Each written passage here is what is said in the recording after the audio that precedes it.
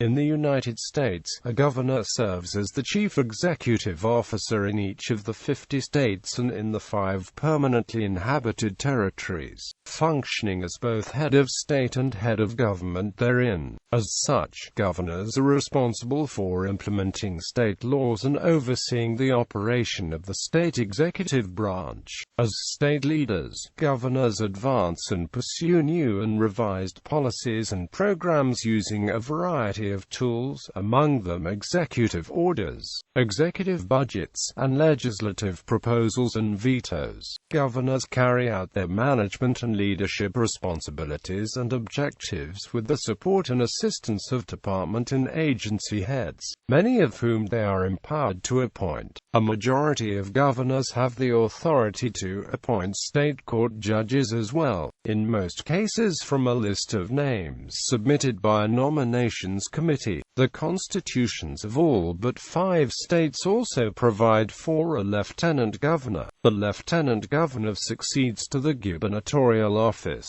if vacated by the removal from office, death, or resignation of the previous governor. Lieutenant governors also serve as unofficial acting state governors in case the incumbent governors are unable to fulfill their duties, and they often serve as presiding officers of the upper houses of state legislatures. But in such cases, they cannot participate in political debates, and they have no vote whenever these houses are not equally divided. Role and powers. States are the primary subdivisions of the United States, and possess a number of powers and rights under the United States Constitution, such as regulating interstate commerce, running elections, creating local governments, and ratifying constitutional amendments. Each state has its own constitution, grounded in Republican principles, and government, consisting of 3 branches: executive, legislative, and judicial. Also, due to the shared sovereignty between each state and the federal government, Americans are citizens of both the federal republic and of the state in which they reside. The governor heads the government's executive branch in each state or territory and, depending on the individual jurisdiction, may have considerable control over government budgeting, the power of appointment of many officials, and a considerable role in legislation. The governor may also have additional roles, such as that of Commander-in-Chief of the state's National Guard and of that state's respective defense force.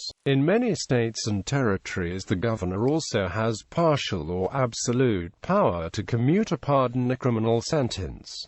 All U.S. governors serve 4-year terms except those in New Hampshire and Vermont, who serve 2-year terms. In all states, the governor is directly elected, and in most cases has considerable practical powers, though this may be moderated by the state legislature and in some cases by other elected executive officials. In the 5 extant U.S. territories, all governors are now directly elected as well, though in the past many territorial governors were historically appointed by the President of the United States. Governors can veto state bills, and in all but 7 states they have the power of the line-item veto on appropriations bills. In some cases, legislatures can override a gubernatorial veto by a 2/3 vote, in others by 3/5.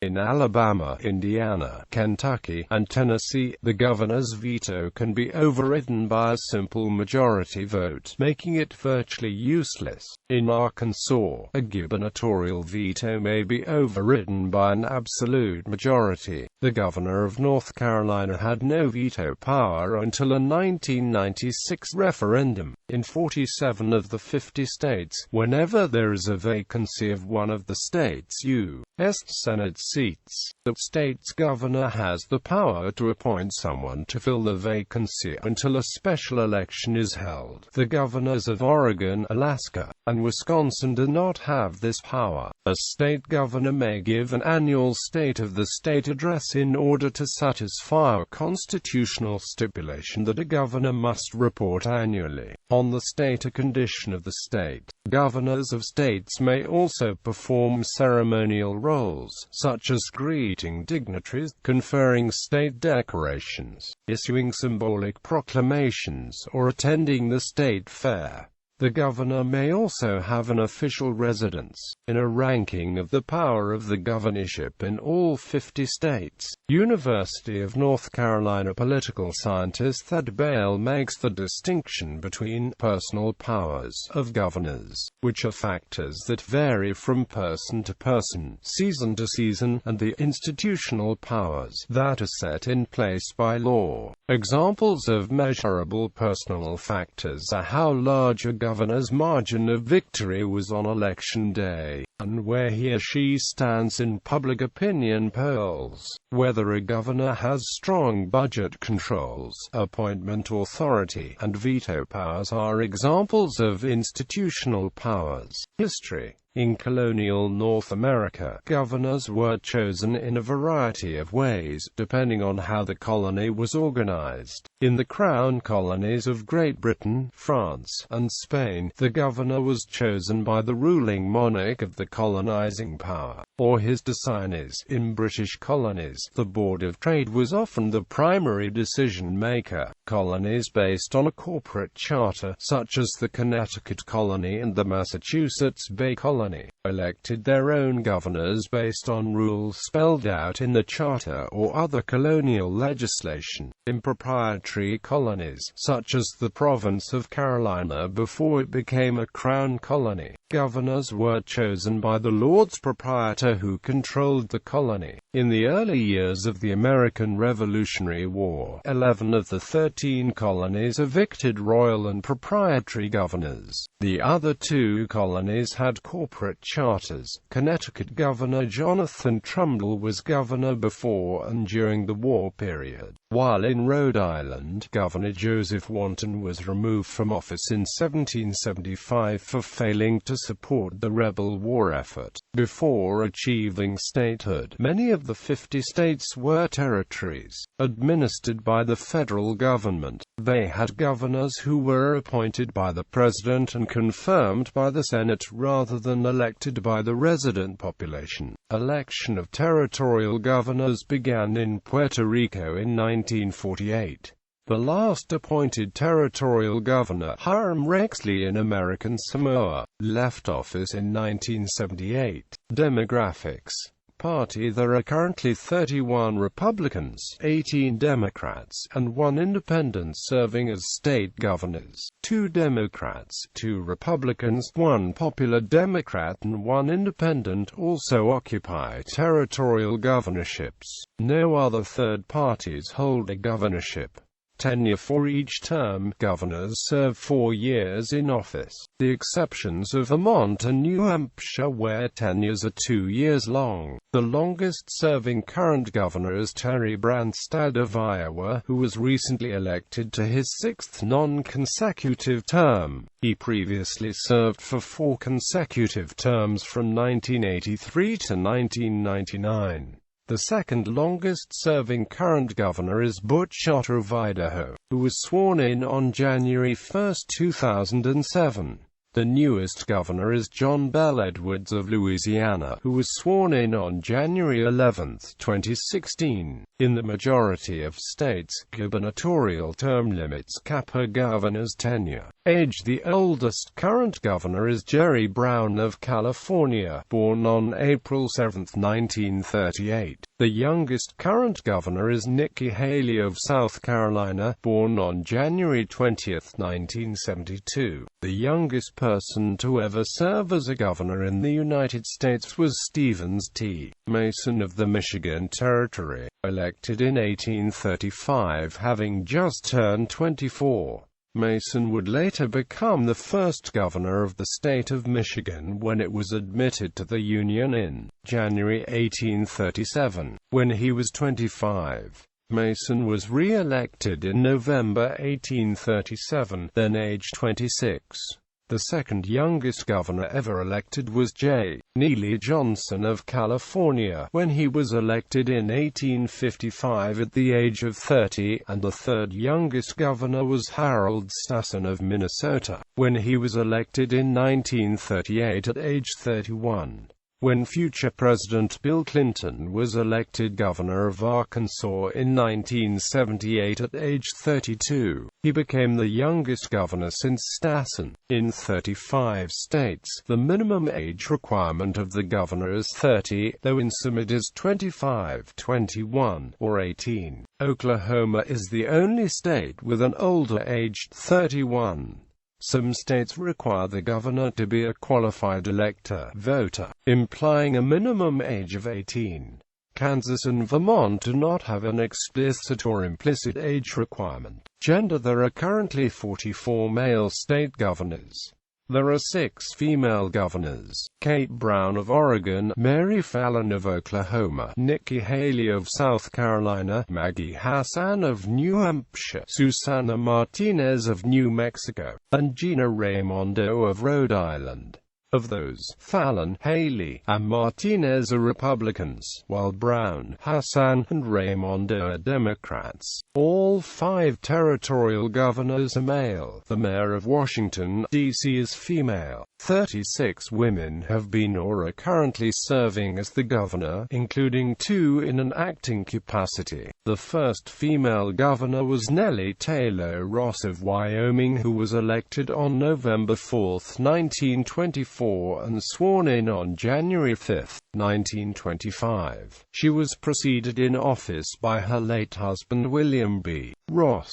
Also elected on November 4 was Miriam A. Ferguson of Texas, succeeding her impeached husband James Edward Ferguson, but she was not sworn in until January 21, 1925. The first female governor elected without being the wife or widow of a past state governor was Ella T. Grasso of Connecticut, elected in 1974 and sworn in on January 8, 1975. Connecticut and Arizona are the only 2 states to have elected female governors from both major parties. New Hampshire has also had female governors from 2 parties, but Republican Vesta M. Roy served only in the acting capacity for a short time. Arizona was the first state where a woman followed another woman as governor. Arizona also has had the most female governors with a total of 4, and is the first state to have 3 women in a row serve as governor. Washington was the first state to have both a female governor and female U.S. senators serving at the same time. New Hampshire was the first and currently only state to have a female governor and entirely female congressional delegations serving at the same time.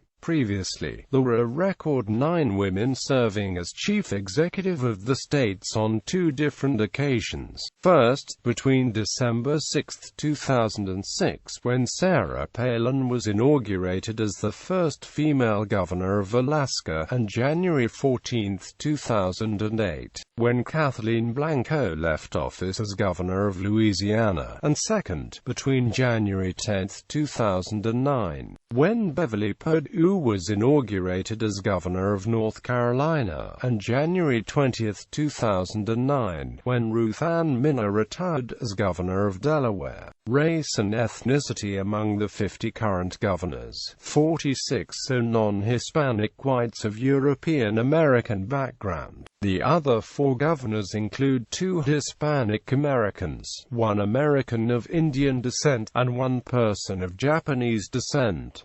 Among the 5 U.S. territories, 1 Hispanic, 1 Black, and 2 Pacific Islander Americans currently serve as governor. African-American Muriel Bowser is the current mayor of the District of Columbia, an office equivalent to a governor. In 1990, Douglas Wilder of Virginia became the first African-American governor of any state since Reconstruction. Birthplace: 15 of the current state governors were born outside the state they are serving. Doug Ducey of Arizona, John Hickenlooper of Colorado, Rick Scott of Florida, Matt Bevin of Kentucky, Larry Hogan of Maryland, Charlie Baker of Massachusetts, Brian Sandoval of Nevada, Maggie Hassan of New Hampshire, Susana Martinez of New Mexico, Jack Dalrymple of North Dakota, John Kasich of Ohio, Mary Fallon of Oklahoma, Kate Brown of Oregon, Terry McAuliffe of Virginia, and Scott Walker of Wisconsin. State constitutions have varying requirements from the length of citizenship and residency of the governor, but unlike the president, state governors do not need to be natural-born citizens. There is some ambiguity in some state constitutions if a governor must be a citizen or just a resident.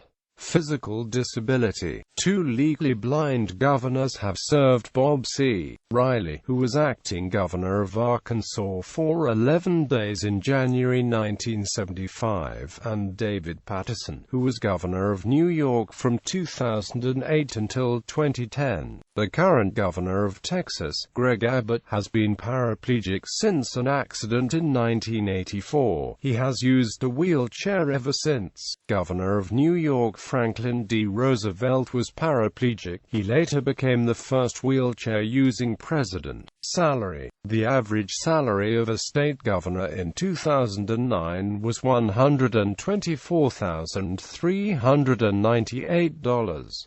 The highest salary currently being accepted is that of Pennsylvania Governor Tom Wolf, at $187,256.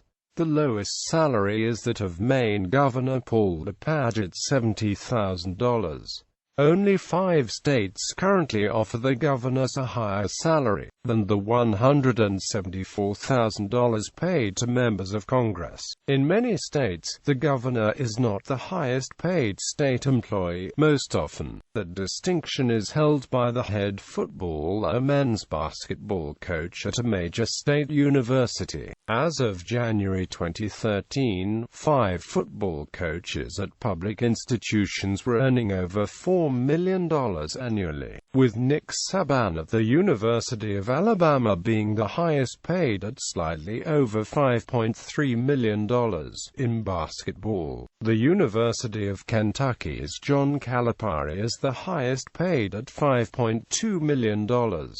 Gubernatorial election timeline schedule. All states except Louisiana hold gubernatorial elections on the first Tuesday following the first Monday in November. The earliest possible date for the election is therefore November 2nd, and the latest possible date is November 8th. Louisiana holds its gubernatorial primary on the 3rd or 4th Saturday of October and the general election on the 3rd Saturday of November, but the general election may get cancelled if one candidate wins the primary outright. 2 states hold the gubernatorial elections every even-numbered year. Recent years are 2006, 2008, 2010, and 2012. New Hampshire and Vermont. The other 48 states hold gubernatorial elections every 4 years. 34 states and 3 territories hold their gubernatorial elections in even-numbered years which are not divisible by 4. Recent years are 2002, 2006, 2010, and 2014. Alabama, Alaska, Arizona, Arkansas, California, Colorado, Connecticut, Florida, Georgia, Hawaii, Idaho, Illinois, Iowa, Kansas, Maine, Maryland, Massachusetts, Michigan, Minnesota, Nebraska, Nevada, New Mexico, New York, Ohio, Oklahoma, Oregon, Pennsylvania, Rhode Island, South Carolina, South Dakota, Tennessee, Texas, Wisconsin, Wyoming and Guam, Northern Mariana Islands and the Virgin Islands. 9 states and 2 territories hold their gubernatorial elections in years divisible by 4. Recent years are 2000, 2004, 2008, and 2012. Delaware, Indiana, Missouri, Montana, North Carolina, North Dakota, Utah, Washington, West Virginia, and American Samoa, Puerto Rico. 3 states hold their gubernatorial elections in the year before a year divisible by 4.